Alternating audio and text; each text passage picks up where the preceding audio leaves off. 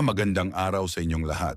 Kung ikaw ay isa sa mga nangangarap magtrabaho o manirahan sa ibang bansa para sa mas magandang kinabukasan, para sa pamilya, para sa sarili, o para sa pangarap, nasa tamang video ka. Marami ang gustong mag-abroad, pero hindi lahat ay alam kung saan magsisimula. Kaya sa video na ito, pag-uusapan natin ang mga panimulang hakbang na dapat gawin bago ka tuluyang magdesisyon. Unang hakbang, linawin ang iyong layunin. Unang tanong, bakit mo gustong mag-abroad?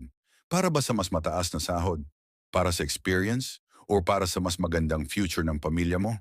Importante ito dahil dito manggagaling ang anong bansa ang babagay sa'yo, anong trabaho ang dapat mong targetin, at gaano ka katagal maghahanda.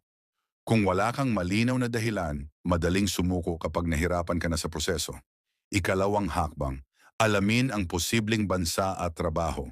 Hindi lahat ng bansa ay pare-pareho ang requirements. Halimbawa, Middle East, kadalasang skilled workers. Canada, may caregiver, student visa, at skilled migration. Japan, technical intern at language-based jobs. Mahalagang alamin, in demand ba ang trabaho mo sa target country? Kailangan ba ng experience? Kailangan ba ng language exam? Dito pa lang, malalaman mo na kung alin ang posibleng landas mo. Ikatlong hakbang, check ang dokumento. Ito ang mga basic na kailangang ihanda. Passport, diploma at tour, birth certificate, NBI clearance, resume o CV. Kung wala ka pa niyan, now is the best time to start. Minsan ang dokumento ang dahilan kung bakit naaantala ang pag-alis ng marami. Ikaapat na hakbang, mag-ingat sa mga scam. Isa ito sa pinakamahalaga. Maraming naglipa ng peking ahensya at illegal recruiters. Paalala, laging i-check kung POA DMW registered. Huwag basta magbibigay ng malaking pera. Walang legit na employer na hihingi ng bayad kapalit ng trabaho.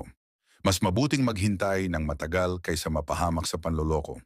Ikalimang hakbang, paghahanda sa sarili.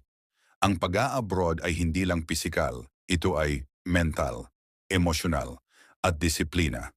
Matutong mag-ipon, matutong mag-adjust, at higit sa lahat, maging handa sa homesickness. Hindi madali ang buhay sa ibang bansa, pero kung handa ka, kakayanin mo. Kung nakatulong sa iyo ang video na ito, I-like mo na. I-share mo sa mga kaibigan mong gustong mag-abroad at mag-subscribe sa YouTube channel na ito para sa mas marami pang tips tungkol sa trabaho, visa, interviews, at legit na pag-a-abroad. Para naman sa mga nanonood sa Facebook, i-follow ang page na ito. Mag-comment ka ng abroad kung gusto mong makatanggap ng updates at guides. Tandaan, ang pangarap na pag-a-abroad ay nagsisimula sa tamang kaalaman. Maraming salamat at kita-kits sa susunod na video.